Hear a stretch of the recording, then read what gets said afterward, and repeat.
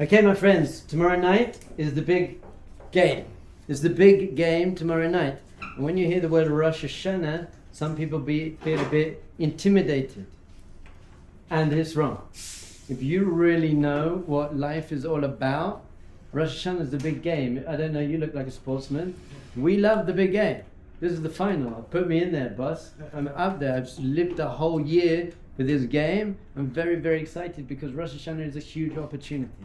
It's an incredible, beautiful, powerful opportunity for many, many things. Everything that the whole purpose of creation is offering you is wrapped up in Rosh Hashanah, because we know Rosh Hashanah is actually the day that Adam was born. So the creation of the universe happened a couple of days ago, 25th of Elul. Rosh Hashanah is the day of the creation of Adam, which is the whole purpose of creation. Human beings are the whole purpose of creation. But you've got to then work out to yourself, well, what is it? Why did God create a universe in the first place? And what does it mean that we are the pinnacle of creation? We're the only ones who can really do the purpose of creation. So we've got to very understand this on a very, very deep and fundamental level. First thing is to understand that if this is the creation of mankind, humankind, that you have the opportunity to recreate yourself. Most people define themselves by the past. This is who I am, this is what happened to me, this is my nature, this is my nurture, this is everything. Judaism says no. Reset button. Reset button. We had God, when he created the universe, he said, Na'aseh Adam, let us create man. And who was he speaking to when he said, let us create man? Because there was no one else around. Some people say it was the angels. Baal Shem Tov says no, he was talking to you. Let us create you. Let us make you be the greatest being that you can possibly become. So this is it. This is the DNA of the year, and it means we can just start again, be new today. And what does that mean? What does life mean in Judaism? Is that you're living with a purpose. If you're going through life and you're not actually plugged into the purpose of the game, then you're not really playing the game. So like any sport, if you're on the pitch but you're picking up the ball when you're not meant to, or you're not in the game. So the first thing is, you're turning up on Rosh Hashanah and you're saying to God, I want to be in the game. I just want to get in the game. And what is the game? And the higher and higher level of what the game is. Firstly, we said, Na'aseh Adam, is you need to become the most God-conscious, enlightened, loving, joyful being you can possibly become. You have to completely manifest your divine potential in this world. That's what anything is created for. When I make something, the purpose of that, I want this to be the best it can be. So when you get married, you want to have the best marriage you can possibly have. Everything in your life. When you go on vacation, you want the best vacation you can possibly have. If you go for a meal, what do you choose to eat? Whatever you think is going to be the best meal. So that reaching the ultimate purpose is, I want to be the best me I could possibly become. And we've said this on very many different levels, just basic your character traits. Just be a kind person. Be the most kind, loving, sweet, conscious, joyful person. But we do say, really, in Jewish wisdom, the highest level is conscious relationship with Hashem. Life in Jewish thought is all about relationship. We have these three main relationships. First relationship is with yourself. Become the greatest you can become. Second relationship with the other people. Ben Adam lechavero. Be there for other people. Help other people. In fact, we say that's a much higher relationship.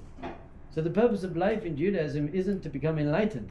The purpose of life in Judaism is to be enlightening, to help other people, to make the world a better place. So I was actually talking to, I don't think it was one of you, but someone in Foundations 2 days ago, and he said, Rebbe, I just actually understood that the purpose of my life is to come as close to Hashem as I possibly can come. And I said, that's so cute, but you're just a little bit wrong. That's not the purpose of your life. That you have to do. You have to come as close to Hashem as you can possibly come as close to Hashem in order to help other people. That's one level. Because the more enlightened you are and the greater you are, the more you can help other people. The better soldier you are, the better you can do in the world. So that's the first level. But there's actually a higher level, which is I've got my relationship with me, which means I have to give to myself. I have my relationship with the whole of humanity, which means I have to give to them. Then I have the relationship with God. And how do you have a relationship? By giving. So really, the purpose of our life is to give to God. And lots of people say, you can't give to God. God's perfect, and you're not perfect. This is not true in very, very many ways. Firstly, you can give nachas to God. You can give happiness to God. Every time you do the right thing, like a father who loves you, It gives nachas. I got a message from my son's teacher, and he says, Binyamin is doing so well, he's trying harder in school. I listened to that message like 10 times. I didn't listen to it again, and then I called Binyamin over and I said, I got a message from your teacher, and Binyamin was like, oh no. And I played it for him, and you could just feel Binyamin just felt, and he's such a mensch, he was like, yeah. But you could see he was happy. Now, why was he happy? He was happy for himself, but he was more happy because of how happy he saw that I was.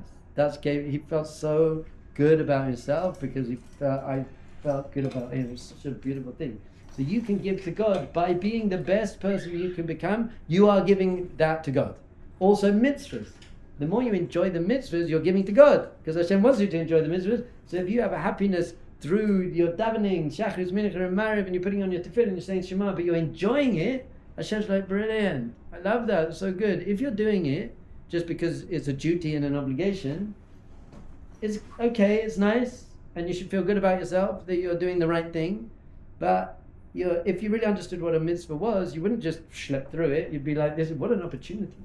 We see every mitzvah is an amazing opportunity. So the more we love mitzvahs, invest in mitzvahs, the more we're giving nachas to Hashem. But there's an even higher level, which is Rosh Hashanah is called Yom HaKtarah, which means the coronation day, the crown. This is the day that we have a new king. There's a new king. Now, number one, the king is your dad. That's very good. I'm celebrating, this is the king's day. That's why we say, by the way, don't get confused between Rosh Hashanah and Yom Kippur. This is not Yom Kippur. Rosh Hashanah is a party. It's a festival. We eat and we drink and we sing and we dance and we jump, and it's this is the king's party. We're basically saying, Hashem, I'm so happy you're the king. This is unbelievable. And I'm your son. And I want to be part of your team. I want you to put me in the team. So it's got nothing to do with the past. Yom Kippur, we'll talk about Yom Kippur. There's no tshuva and al-khayt and I did this bad and nothing. It's all about now, how much do I want Hashem to be king? That's it. Which means, by the way, how much do I want there to be spirituality revealed into the world? That's it. How much do I want? Hashem being king means Hashem is present, running the world openly, that we can really tap into and feel and see that and connect to. And that's when we say it's Judgment Day. What are you being judged on Rosh Hashanah? How happy you are that you're in the game. How happy are you got sit? I'm so happy where it is it. It's unbelievable. I'm so happy you're the king. I want you to be the king. Especially knowing that the king, our king, is in it for us. I want Hashem to be the king. I don't want my Yetzer Hara to be the king. You got a choice who's going to be a king. There's going to be someone controlling you. There's going to be someone making the rules around there. It's either going to be your ego and your physicality that's in control of you, or it's going to be your higher faculties, your higher consciousness. So which voice are you going to let rule over you? So I'm choosing you, Hashem. It's an amazing, very powerful day, which means, by the way, you don't have to be perfect. It's not about, I'm not perfect and there's so much pressure, I'm so neurotic and paranoid and I have that. That's got nothing to do with Rosh Hashanah. In fact, that ruins the king's day. The king's like, oh God, get out, my party. Imagine you're having an amazing party and you've got these miserable people like, oh, I'm so sorry. It's like, shut up. Get out. That's for Yom Kippur. Come back in 10 days. I'm not having any of this. In Rosh Hashanah, we're going to party. A very, very, very important, beautiful, amazing thing. So that's the first thing is newness. I create myself. The second thing is I'm enjoying Hashem as the king. There's a higher level, which is I'm actually making Hashem the king. We make Hashem the king. Is Hashem not the king if we don't make Hashem the king? The answer is not really. Not actually. So the example I always use is there's a dentist. You've got a terrible, terrible toothache. The best dentist in the world comes up to you and says, I'm here, I'm going to help you. And you say, I don't believe you're a dentist. And he said, well, I got my certificate. You go, I don't believe it. And you're in pain. And he said, I'm a dentist. And you say, I don't believe you're a dentist. Stay away from me. So is the guy a dentist? Yes. So he's still a dentist, but he can't be the dentist for that guy. He can't help him. So if you don't recognize Hashem as the king, Hashem's still the king, but he can't be the king. He can't be kingly over you. He can't, and you want the king on your side, man. The king's going to take care of everything. So we basically can push Hashem out of the world. If no one recognizes Hashem as king, then, so to speak, Hashem's not the king because he's not in the world. We're not letting him in. We're electing him. We're putting the crown on the king's head. That's an amazing, powerful idea. Many, many traditions teach that really God is great and human beings are like sinners, and we say the opposite. We say God is great and we're great as well. We're Hashem's partners. We're bringing godliness into the world. In fact, the Zohar says that you can weaken or strengthen God. You can weaken God, just how I told you. If you don't recognize God, then God, so to speak, not going to be in. As the Kotzker Rebbe said to his Hasidim, where is God? And they said, everywhere. And he said, no, God is wherever you let him in. If you close your heart, then God can't get in there. So you've got to open your heart and choose. Basically, we're choosing the relationship with Hashem. This really started. What happened on the first Rosh Hashanah, 5,786 years ago? The creation of mankind. If you met Adam and Eve. But then what happened on that same day? The sin. The eating of the Eitz Das Tov V'Ra. So they messed everything up, which means that on our Rosh Hashanah, we have an immense opportunity to fix the sin.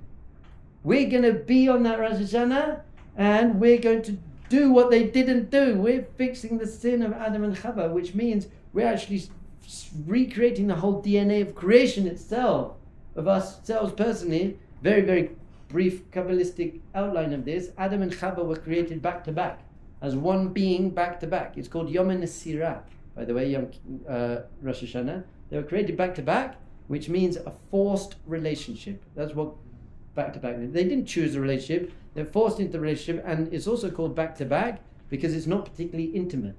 Because if you don't choose the relationship and you don't invest in the relationship, not intimate. So what happened on the Rosh Hashanah 5,786 years ago? God pulled them apart. It says in the Torah, gave the rib, but the deepest Sfarim say pull them apart. So now that they are apart, they could choose distance. They could just be like, okay, bye.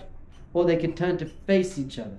And once they turn to face each other and choose the relationship and invest in the relationship, now you've got panim al panim, you've got a face-to-face relationship, and that's called deep intimacy. So what was actually going on in Gan Eden was a whole cosmic story of the soul and God.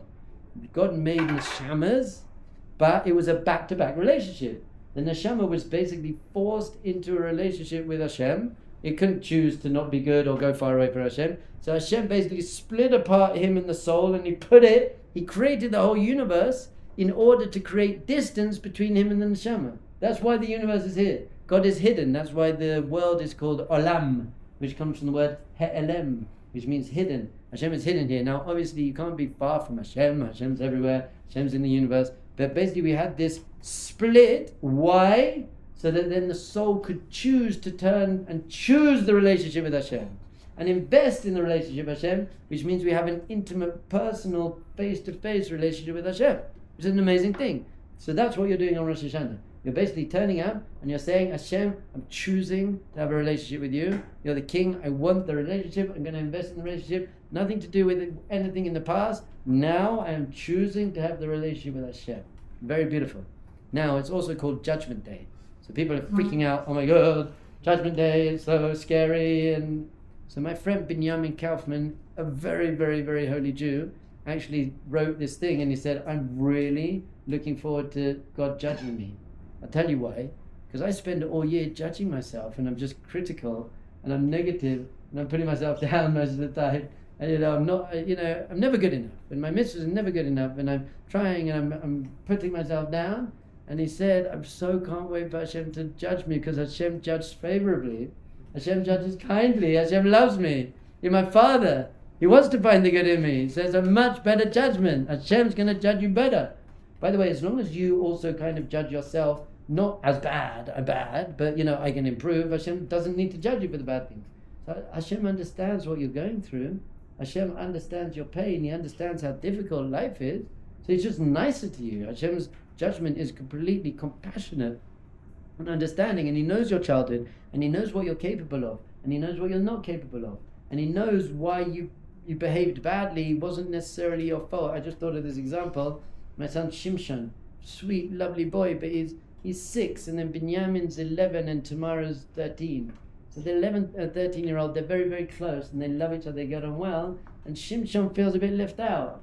So he wants to get in on it, but he's only 6, he doesn't understand how to, so he actually gets angry or annoyed. He's not emotionally developed enough, so I don't get angry with him for that. I understand him. I feel him. Basically, Hashem gets you. Hashem gets you. That's a very important thing to understand. He's not out to get you. Hashem isn't out to get you. Hashem gets you. He understands you. He loves you. He wants you. He wants the relationship. There's your father who wants a relationship with you. All you have to turn around and say, Dad, I want a relationship with you. I'm not perfect. I can't do everything. I just want a relationship. The whole of Rosh Hashanah is just, what are you yearning for? What do you want? What's your ratzon? What's your desire? Do you want God to be the king? Do you want the relationship? So there's no pressure in that. There's no pressure. There's just, I'm showing up in my imperfect me. And I'm saying, I'd like to become perfect. I'd like to have the relationship. I'd like to be part of the team. And it's very no pressure, no OCD, neurotic. I've got so much to do. People go into the Rosh Hashanah, they're like, I've got so much to do. You don't. Just turn up as you, as completely real. Knock on your dad's door. Dad opens it. He's like, hey, thank you for coming home. I wanted you to come home. You came home, that's it. I'm not looking at your clothes and your black eye and your like weeds falling out your pocket. I'm not even seeing that. You just came home, man. Then we'll clean you up. Fine, that's Yom Kippur. We'll do some cleaning up. I just wanted you to come home. So don't mix up Rosh Hashanah and Yom Kippur. The other major two themes is the shofar. Now, shofar is a mitzvah. And we understand what is a mitzvah. A mitzvah is a vessel to receive divine light. It's basically food for your soul. So whenever you put on tefillin, you are drawing down immense divine light and energy into your soul. Now most of us can't actually feel that because we're so gashmi, we're so physical that we can feel our physical hunger and our physical pain. We can feel physical hunger and pain, and we can feel our ego emotional hunger and pain. I want people to love me, or I got broken hearted, or whatever. We're very, very good at feeling physical and emotional and ego hunger and pain, but the truth is your neshama also has feeling, but it's just smothered by your physical and your ego feeling. So the neshama is just yearning for goodness and love and joy. If you could really, really plug into your soul, you'd be walking around with immense vitality and love and joy and playfulness and kindness, because that's your real essence. So the shofar is really pneumatic drilling through everything to reveal your beautiful, shining, amazing soul just bursting forth. So I've written up a whole sheet, I'll send it out, of basic Kabbalistic intentions you can have for each of the blows. The first blow you're meant to be thinking this, second blow this, that one bringing in chesed and gevurah. So I printed out, you can have it, but in a way don't use it. Have it there, but if you're trying to be too like Kabbalistic and get too into it, you're going to miss the shofar blow. So you probably had 84 lessons about what to think about while the shofar's going, and this is, you can do this meditation and this and that. I think it's important to learn all of those things, but then let go and just hear the sound of the shofar. That's it. The mitzvah is to hear the sound of the shofar, not to have all crazy Kabbalistic crazy stuff going on. But if you have learned it already, you've created this vessel, but then just be a kid. Just hear that piercing cry of the shofar piercing into your spirituality, that deepest part of you. And understand that the first blow is really full and pure, and then we get all the broken and I'm breaking through, and then the final blow is the highest, the true perfection that's going to come at the end of it. So that's what I try to do. I try to just be like a baby hearing that sound. And maybe I try to connect it to my inner yearning and my whatever. Also, never ever compare yourself to other people, and never expect a spiritual experience. Don't say, right, I'm so excited for the shofar, so I'm going to leave my body in some God conscious. You'll be standing there and you'll be like, I don't feel anything. Now, Rabbi Nachman says, actually, when you don't feel anything, it's a higher avoda, because you could at that point get really upset with yourself or God or Judaism. But if you don't and say, I don't need to feel anything, it's not even about me. I came to do a mitzvah, I did a mitzvah. If God makes me feel this high spiritual stuff, that's a gift. That's a complete gift from Hashem, but I am turning up for because I was told to. God said, hear the shofar. I heard the shofar. It's a very high level. So Judaism's amazing because either you get that amazing rush of spirituality, which is great and good, or you don't, which is good for your avoda of bitul, of self-nullification, of, okay, so it's not about me anyway. And don't start thinking, well, I didn't deserve to feel it. Don't look at other people with their eyes closed during the shofar and be like, oh no, they're in Devekut. Maybe they're thinking about schnitzel for lunch. You don't know. Don't even look at anyone else. You just do your avoda is hear the shofar. Now, your neshama, whether you feel it or not, is freaking out. Even if you're thinking about schnitzel, your neshama is loving that shofar. It's like, whoa. So the Piazetzner Rebbe says a very, very powerful thing. That what you could try and do if you're not really feeling it is imagine what it would feel like if you could feel it. And the more you deeply imagine, you say, I can't feel it, but you really imagine what would it feel like, then obviously that creates it. You feel it. You're going to create that feeling. And that's a valid Jewish meditation technique, koach hadimyon, of the imagination. So understand, when you're davening mincha and you also can't concentrate on your mincha, your neshama is just loving that you're davening mincha. You're putting on your tefillin, you're not thinking about it. So it is food for your soul. A mitzvah is this amazing divine light is gushing down into your spiritual consciousness, whether you feel it or not. The more consciously you do it, the more joyfully you do it, then the more you'll tap into the experience. But if you don't, it doesn't matter, it's not about you. Which really brings us to a higher level of really understanding it's actually not about you.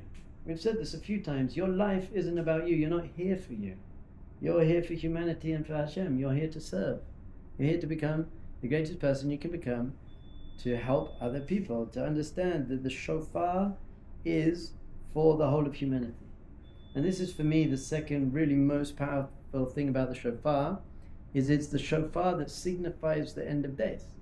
And we believe that there was a creation of the universe, a creation of humankind, but that means there's a purpose to creation. We said the purpose of creation is to bring God consciousness into the universe. The world, as we said, is olam, which means helem, which means hidden. So the final purpose is that there's palpable spirituality. Now you can have this already in this world. If you meditate enough, if you're conscious enough, if you're really going to the mikveh and you're eating the right thing and you're not looking at things on your screens, if you really purify your consciousness, you can start walking around with a tangible, tingling sense of God being here. But it's a very high level and it takes a lot of work. We believe that the whole time of the Mashiach, there's no work. It's just going to be we'll be swimming in tangible spirituality. It's an amazing thing. Many people think Mashiach is all about just there will be no more war and no more sickness. That's true, but that's just cute. Just taking away the bad and the pain, that's not enough. There's going to be a revelation of godliness. The final shofar is going to sound, and we sing the song that all the people far away who got lost in Eretz Ashur and Nidachim be'Eretz Mitzrayim, people who lost emunah and had taiva and physical craving, even the most disconnected from God person in the world, the shofar is going to sound, and everyone's going to come yishtachavu b'har HaKodesh. They're all going to bow down, fully flat prostration on this holy mountain that's just out the window right over there.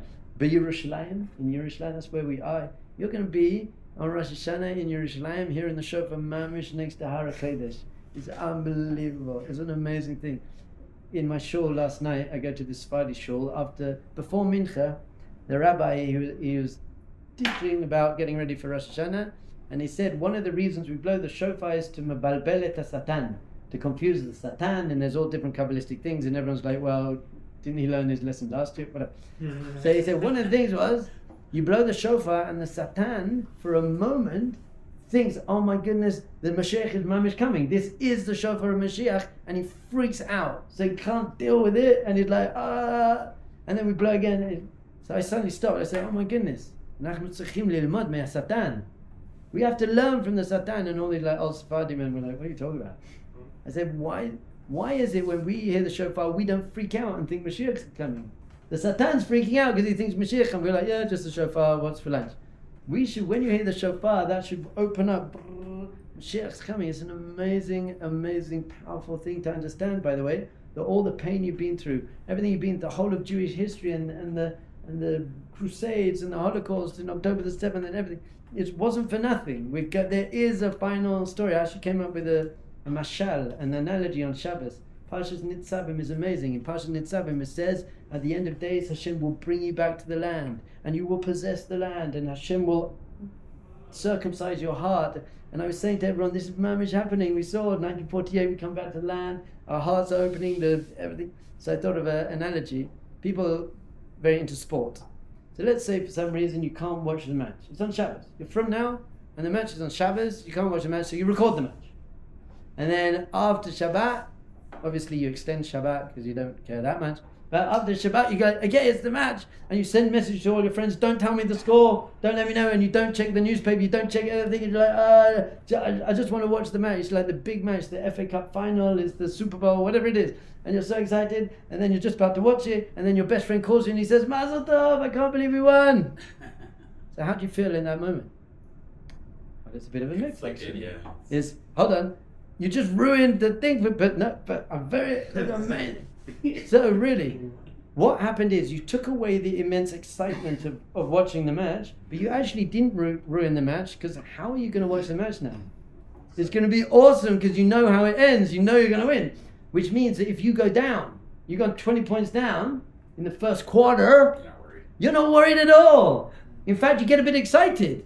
Because the further down you go, the better the comeback is going to be. Unbelievable, we're 50 points down. So that's what I thought about this. We have predictions in the Torah. Last week's parsha, just read it again and again and again. You're going to come back to your land, it happened. You're going to be like Antoninus, we're living the prophecies. We know it's going to happen. The shofar represents that, by the way. That's why I think when the shofar blows, not just for the Jewish people, all of humanity, Hamas are going to suddenly, they're going to hear the shofar, they're going to be like, oh my goodness, they're going to feel sick. They're like, what did we do? And they're going to like cry, they're going to be like immense painful tshuva. They're going to come and bow down at this mountain. We're going to have Aish Hamas branch. We're going to like teach them about the 7 Noahide laws. We're going to say these are the laws for non-Jews, and they go, well, okay, I'm so sorry, please, I'm sorry we did that. So you didn't know, it's fine, bam. All of humanity, the whole of China is going to come, the whole of Australia is going to come, even everyone's going to come bow down. It's going to happen, and it's quite soon in our days. It's happening right out the window. Very, very exciting. This Rosh Hashanah is the whole of humanity, by the way. Adam wasn't Jewish. This is the whole of humanity. Everyone's being judged by Hashem on this day. This is humanity's festival. Yes? During the times of Mashiach, if we're going to feel Hashem's presence effortlessly, why work so hard to feel it now? Because you're meant to, that's your purpose in this world. The more I feel Hashem now is, I'm not waiting for Hashem to reveal himself. I have to reveal Hashem in the world. So in a way, we don't really want Hashem to come. You're right. I don't want it because I'm working hard to bring Hashem into the world. I actually asked the Rosh Hashiva once, a religious Jew probably shouldn't want Mashiach to come. Because at the moment it's hard to serve Hashem, so we get more schar, we get more merit for serving Hashem. And he said, you're actually right, religious Jew shouldn't, but why should a religious Jew want Mashiach? For everyone else. Because he's not selfish. Because he wants everyone else to experience Hashem. It's a very high level. It's not about you. Remember, life's not about you. Bitul, bitul, bitul. And this is also, the shofar remembers the Akedah. Abraham and Yitzhak, over there! Right over there. Abraham and Yitzhak, who completely, everyone thinks it's the sacrifice of Yitzhak, but it was also the sacrifice of Abraham. To kill his son, to let go of all his values, everything he believed in, everything he loved, everyone. That whole thing, and that's the ram's horn reminds us of that, is, it's not about me. Hashem wants me to do it, I don't understand it, I do it, I don't care, but joyfully, not resentfully. I don't get what I'm going to joyfully do it. I don't need to understand. You've got to be a good husband. Your wife is going to say, look, we should do this. Okay, I'll do it. But not resentfully. I'll do it joyfully, whatever you want. I'm not about me. You've got to be so healthy and so conscious that you're actually okay. You don't need to pray for yourself anymore. You're just like, I'm all right. I've got what I need. You know what, Hashem? Help the world. Help this person. I actually had a chap the other day. You should have emunah for yourself. You should still pray and want stuff. But say, you know what, if I go through difficulties and troubles and difficult things in my life and I have this health issue and I go through that, it's best for me. This is what I need. Don't have emunah for other people though. Other people are suffering, don't say, well, that's best for them, they need that. You scream at Hashem and you say, that's not okay, Hashem. In fact, when it comes to praying on Rosh Hashanah, we're going to talk about it a lot because because people get it all wrong. But you really don't want to pray for yourself that much. People think, I'm going to go and pray for myself. It's the day. Everything's available. And the truth is, it's Hashem's party. Don't go with him. The Zohar says you're just like a little dog. Give. But Hashem loves it when you pray for other people. You pray. Hashem says, wow, look at this guy. Pray for other people's shidduch, other people's parnasa, other people's health. Pray for the whole Jewish people. Even more than that, pray for Hashem. Hashem must be freaking out up there. Look at the world. The world's a terrible place. Hashem's like, what have I done? How many people are keeping Shabbos? And how many people are keeping Shabbos and really keeping Shabbos and love keeping Shabbos? Hashem's like freaking out. He's like, oh my goodness, this is terrible. But he sees the good, and he finds the good, and he understands. But we daven for the Shekhinah, for the divine presence. Please Hashem, for your sake, you must be in such pain. Look at your children. If we think, I'll be so upset if my children, something bad happens to my children, you know how upset Hashem is when bad things happen to the Jewish people? October the 7th, Hashem is like so upset by that. So upset by the Holocaust, so upset. So we're praying for Hashem. Very important. Hashem, get back in the game. Bring the Shekhinah back into the game. I want you back in the game. So we're not really, and by the way, you can pray for yourself. Pray for yourself a little bit. But pray for your spiritual needs more than your physical needs. Pray to come say, Hashem, I just want to come closer to you. Hashem, please reveal yourself so that there's not so much hatred and war and anger in the world. Create a pure heart within me. Help me correct my character traits. Help me connect more. Help me love making brachas and doing mitzvahs. Help me be more conscious. So you really, when you do pray for yourself, pray for your spiritual needs. And at the end, you can say, and by the way, I need some parnasa, and it's because how can I serve you if I don't have parnasa? If I'm so worried about paying the bills, then I can't serve you. So give me a parnasa. And you know what? A wife. Hashem, I need a wife. Not because I need a wife, it's because if I don't have a wife, how can I be a husband? And I want to be a husband, and you're here to be a good husband and a good father, not to have a good wife and care. Your kids aren't there to serve you, and your wife's not there to serve you. You're there to serve your wife and serve your kids. So you want to be praying, go beyond yourself. So fine. So the tefillah on the day, you've got the whole machzor. It's very, very, very long. I don't think, especially at this stage of your journey, you need to freak out about it. You don't have to say all the words and, we're standing up and we're sitting down and am I in the right place and what page? Chill out. And if you need to leave the shul, don't feel guilty. Hashem doesn't need you to be in shul. Hashem needs you to be connecting to him. So if you want to just go and sit at the kotel and talk to Hashem, that's cool. One thing though I would definitely say is stay focused. Stay focused on spirituality, which means don't go and read the newspaper. If you don't want to be in shul, or you could be sitting in shul reading my book, or any Jewish book, that's okay. But just try and keep it kind of spiritually connected. You don't want to be all over the place. So there's no pressure and no obligation to try and follow along with everything that's going on. If you want to try, do it in English that you understand. Underline a few words, a few lines that particularly speak to you, and use those as a mantra and go deeper and deeper into those lines. But there's no obligation to try and say all these words. I particularly actually love it. I'm looking forward to the davening. It's awesome. When I daven I'm going to be davening here first day. When I daven on second day, we start at 6:30 in the morning, finish at 2:30.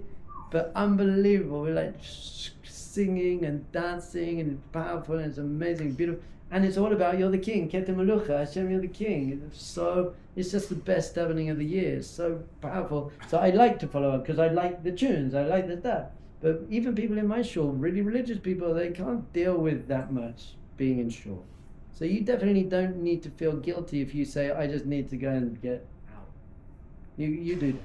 And then your personal prayer, even more important, very, very, very important, is to make some time in the day to go somewhere alone. Shoes off on the grass, speak to Hashem. Just say Hashem, because there's formal prayer. The Machzor, the prayer book, is the formal prayer, and then there's very deep power to the formal prayer, obviously, written by the most conscious people ever walked the face of the planet. But there's more power for most people with their just personal prayer from their heart. So you got to make time for you to do that. So there's no pressure.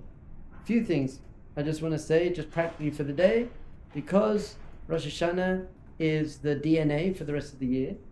Our sages say, now don't freak out about this. If you mess up, it's not like, oh no, I've messed up my whole year. But a few things, there are a few major points. Number one is anger. try to avoid anger as much as you possibly can. Anger, annoyance, frustration, and getting upset. Because you don't want to put that into the DNA of your year. So, and therefore, by the way, expect the Yetzer Hara to challenge you. The guy next to you is davening too loudly in the meal, this, and you couldn't find it. You're going to be challenged. It's going to be a test, but that's amazing. Because if you don't get tested, Baruch Hashem, you didn't get tested. If you do get tested, Baruch Hashem, you got tested. So you can say, I'm not going to get angry. You have to go in, tomorrow mincha before Rosh Hashanah, go in with the consciousness, I'm sitting a kavanah, I'm not getting angry, whatever happens. Someone's going to come and punch me in the face, someone's going to do anything to me, I'm not getting angry. Now it's going to be hard, because the Yetzer Hara knows that, but you're going to be ready for it. It's a test. As soon as you feel any anger, frustration arising, take a deep breath through your nose, using your neck and shoulder, and say, not getting angry, not getting angry. You don't want that. Now, by the way, if you did get angry, don't now, I've ruined everything, I got angry, and just say, okay, I messed up, start again. Always just take a breath and start again. It's okay. Now, by the way, it's an excellent opportunity. Rabbi Nachman talks about this. The best possible thing that could happen to you in general, Elo, Rosh Hashanah, is someone comes and insults you. Someone comes and insults you, you've got an immense opportunity for real tshuva. Now, obviously, you're not going to insult them back. You know, that, but to even find within you to be quiet within you. Rabbi Nachman says you've got to be quiet when someone insults you. But there are two levels of that.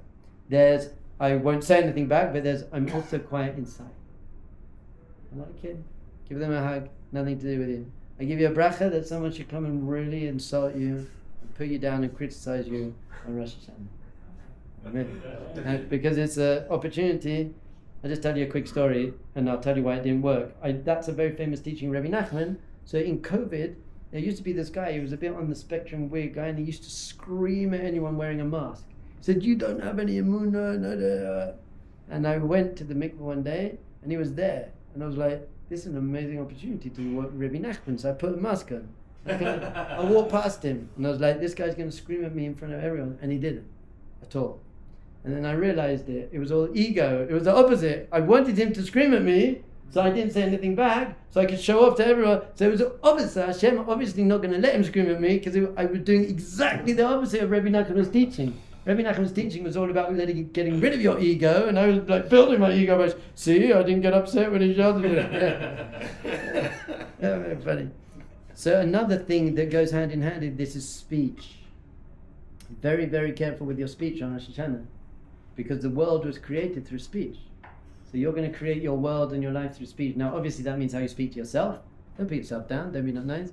But don't talk about politics and football and women. And just, if there's one day a year, you're just going to just speak about a little bit higher things, a little bit kinder things, a little bit nicer things. Now that I've said that, at your meal, there's going to be people talking about politics, and you're going to sit there being like, oh, don't they understand? And as soon as you notice yourself judging them, smile and say, this is just one of my tests. So let them, but you try and change the conversation into how you speak to your wife, and you speak to your children, you speak to people. Just speak in a holy, beautiful way. So these are two major things. You've got no anger, good speech. Another major thing that our sages teach us, once again, these are suggestions. Don't freak out if you don't do them. If there's one day of the year to get up early, this is the day to get up early. This is the creation of the universe. Now, if getting up early is going to ruin your whole day and you're going to keep falling asleep, then just don't do it. It's okay. But I strongly advise, don't drink and eat too much the night before and go to bed late. You're getting ready for the big day. The big day is Tuesday morning. It's a big day. It's your wedding day. You know what? You're going to get up early on your wedding day, no? You're going to get up early. You're going to get excited. You're going to go to the mikveh. So you've got to decide what early means to you. I'm going to say something now as an ideal. There's no pressure. And if you don't do it, don't do it. If there's one day a year to get up before sunrise, this is the day. If that's going to ruin your day, don't do it. And don't feel guilty that you didn't do it. Hashem gets it. If there's one day a year you can get up before sunrise, it's the first thing in the Shulchan Aruch. Get up like a lion to serve Hashem, that you should wake up the day. You've got to wake up the day. And it's amazing, it's beautiful and peaceful. You wake up at 4 o'clock in the morning, 5 o'clock in the morning, And you go and you sit by the kotel, it's still empty, maybe people starting to come, and you just breathe. Mikveh, very important. Even if you're not a mikveh person, people think mikveh before Rosh Hashanah, before Yom Kippur, but go to the mikveh, the cold mikveh. Just get prepared. This is your wedding day, in a way. So just like you're going to get up early on your wedding day and you're going to purify and you're going to be so excited, just try and invest a little bit. The sages also teach if you can avoid napping. You don't want to sleep on Rosh Hashanah. You don't want to sleep. So I don't know the answer to this question. Someone asked me. So if getting up really early is going to mean I'm going to nap, which one should I do? Should I rather get later? And I'm not sure. But the ultimate answer is get up late and nap. It's okay. Hashem still loves you. So chill out. It doesn't matter. These are just suggestions. My suggestions that I'm giving shouldn't be overwhelming to you and be like, oh no, there's so much. They're suggestions. Now you can have someone who gets up before sunrise and goes to the mikveh and then becomes very arrogant about it and then looks down on other people and says, see, I did all the things perfectly. The Arizal. Now he's done. Rather get up late and have a nap and not be arrogant than get up before sunrise and go to the mikveh and get all arrogant. Hashem hates that. It's stinky. So you gotta chill. Basically, chill out. Hashem gets it. Don't freak out. What's the time? I just want to share one unbelievable, powerful idea that my friend Rav Yaakov Danichevsky shares. He's an amazing young mashpia Jewish leader in Chicago area. He shares a beautiful idea about the simanim. Have you heard about the simanim? So on tomorrow night, it's going to be Rosh Hashanah night.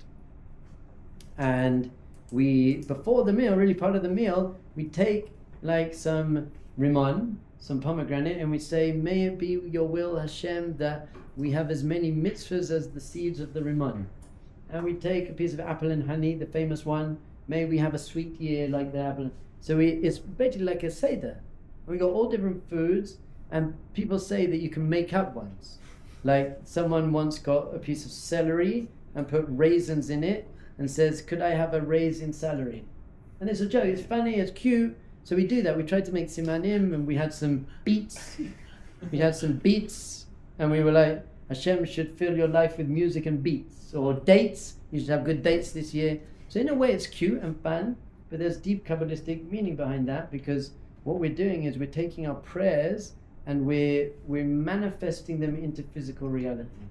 That's what we're doing, we're bringing them down. We see places in the Navi, in the prophets, where, for example, Elisha says to the king, hit the arrows on the floor 3 times, or however many times, and that will kill the enemies when you fail.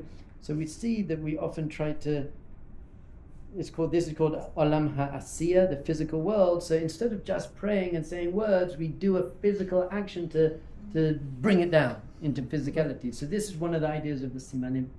Another idea of the Simanim is that sometimes in a relationship, speaking is amazing, but you have little signs. Me and my wife, we look at each other, we smile, we have little... So it's between us and Hashem. But my friend, Rabbi Yaakov Danichevsky, shared one of the most beautiful... he said it came into his head. I don't know if you've learned the Gemara Elu Metzius. When you find a lost object, you have to return it to the owner. Find a lost object, so I find a wallet, a watch, I have to return it to the owner, I have to put up signs. But really, you only have to return it if it has a siman. A siman means some mark that you can identify. So I'll leave up a sign and say, I found some keys. Call me with simanim to let me know if they're yours. So I'm not going to say what the keys look like. So if they're yours, you'll say, well, it's 2 black keys with this, and I'll give it to you based on the siman. Or the best siman, obviously, is that you have your name on it. So this is a siman. So he says, what the simanim, these signs, are doing on Rosh Hashanah is Hashavat Aveda to Hashem. We're giving back to Hashem what he lost. What does that mean? It means that an apple itself is a sign of Hashem. You can look at an apple and see the beauty of creation.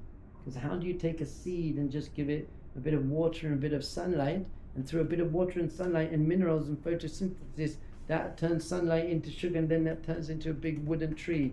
And out of the wooden tree comes an apple. Where does that come from? It doesn't take a genius to work out how many seeds in an apple, but to work out how many apples in a seed, that's going to take a genius to do everything. And Rabbi Nachman speaks in Likutei Moharan 17, I wish I had it with you. He says you can look at anything in the world or in the creation and see Ratzon Hashem, Hashem's will. Why? You look at a lion. Why did God want lions to be big and strong? Why did God want lions to have long tails? They could have had little bunny tails.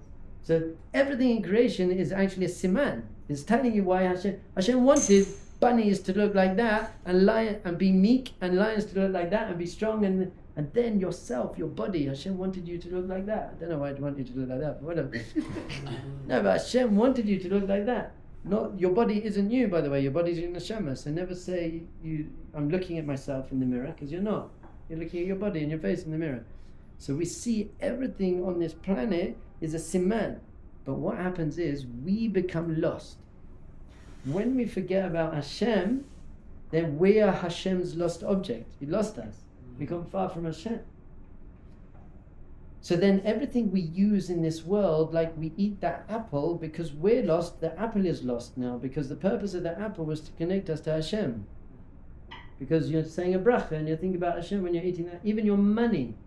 The purpose of your money is to make the world a better place and connect to Hashem. So when you're disconnected from Hashem, then the money that Hashem gave you has been lost from Hashem, because you were meant to use the money. And your speech and every part of your life, your clothes, every part of your life, you're meant to be using to connect to Hashem. So when you are distant from Hashem, then you're lost and all the items are lost. So what is the simanim? What is tshuva? Tshuva is I'm returning myself and the whole of creation to Hashem.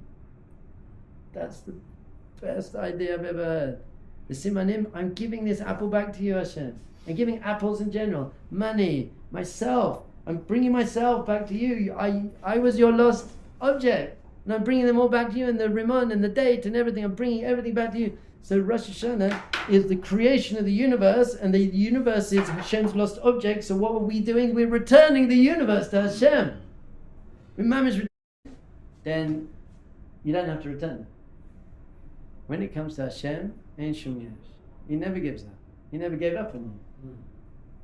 He never gave up on his apples and his money and everything he created, because he knows that he can get them back. It's just up to us to give them back to Hashem. So Hashem never gives up. So you always have to return it to Hashem. Hashem never gave up on it. It's an amazing story. There's a woman there was a man who used to go to the Leipzig Fair. Leipzig Fair was a big market in Europe where everyone used to go there and buy merchandise, and they'd take the merchandise and they'd use that for their sales for the rest of the year. It was 3 months a year, Leipzig Fair. People used to go, get all their merchandise, go back to their town, and that would be their shopping for the year. Very important big fair. And there was a man, Jewish man, he used to go every year, and he knew all the merchants and the sellers. And one year he got very, very sick, so he couldn't go, so he told his wife to go. And he gave her a lot of money and said, you go and you go to this man, they all know me, and they'll sort it out for you, and then you'll pay them. So she went to the Leipzig Fair, and she went to all these different people, and they said, oh, you're Chaim's wife, here, we'll set it aside for you, here's the time, come and pay us when you're ready. And she went round for a whole week, got everything ready, and then she went to pay, and she realized she lost the money. She couldn't find the money.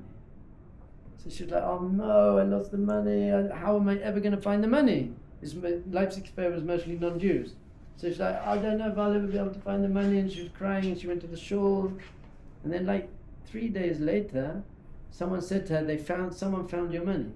This man from the community found your money. He became very rich, but he's keeping it for himself. She was like, what are you talking about? So she went to see the man, and the man said, look, I know it's yours, and I'm sorry, but I'm very, very poor. I need this money. And according to halakha, you had yeyush. You despaired. You thought you'd never find that money again. Therefore, it's not yours anymore. The money is halachically, it belongs to me. She was like, you crazy? This is the biggest mitzvah you could ever do. And he goes, I'm sorry, you're right, but the halakha said. She goes, it can't be like that. So they went to the rabbi. I forgot his name. He deserves to be remembered. I forgot his name. And the rabbi thought about it, and he said, no. There's something called yeyush shelo midas.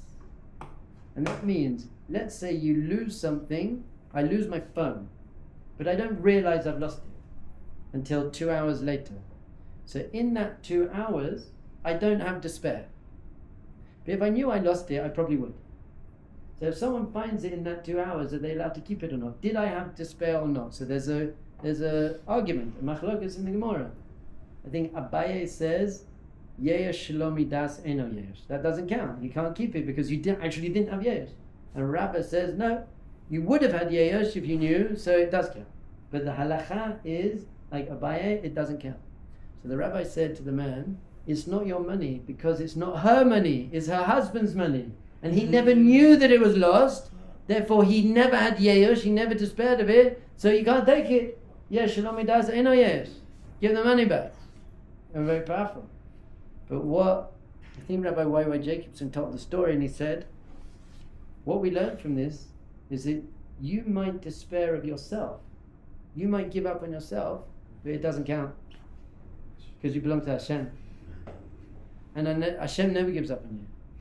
So you can't. You might despair as much as you like, but you can't, because you're not yours. So that's how we approach Rosh Hashanah. Hashem hasn't ever given up on us. So what we're doing, we're turning ourselves to Hashem. He's the King, He's our Father. It's an amazing, amazing day.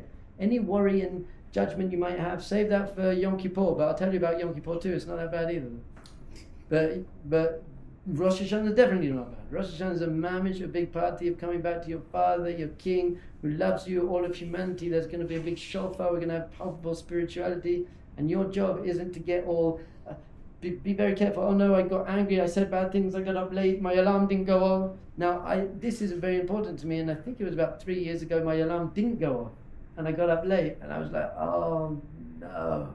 And I felt the pain, and then I felt the immense joy of being able to get over that and say, okay, so I messed up, but I'm not going to let that ruin my whole day. So I've given you suggestions. If you don't live up to them, don't let that ruin your day. In fact, the opposite. Say, I'll just do better. I'm just here. I'm just turning up and just being as kind and loving and sweet and wonderful as I can. It's all about yearning and wanting the relationship to Hashem. That moment of the shofar to clear your mind and just be present. Is that Hashem? And we have 2 days. You've got 2 chances. I'm going to see you on the first day. I'm going to be davening here. We're going to be flying. We're going to be flying.